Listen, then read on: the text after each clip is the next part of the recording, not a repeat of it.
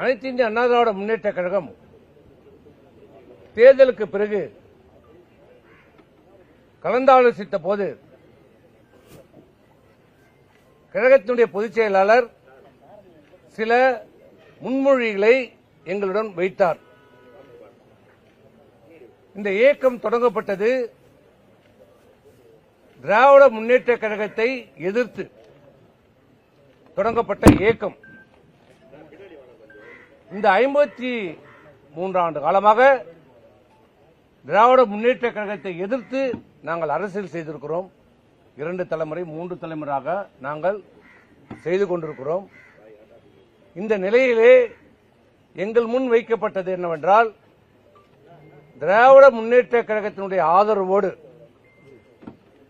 ஆதரவோடு நல்லா புரிஞ்சுக்குங்க, எந்த திமுகவை நாங்கள் எதிர்த்தோமோ அந்த திமுகவுடைய ஆதரவோடு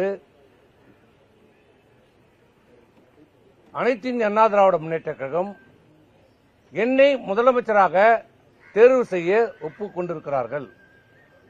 அதற்கு நாம் ஒத்துக்கொள்ள வேண்டும் என்று சொன்னபோது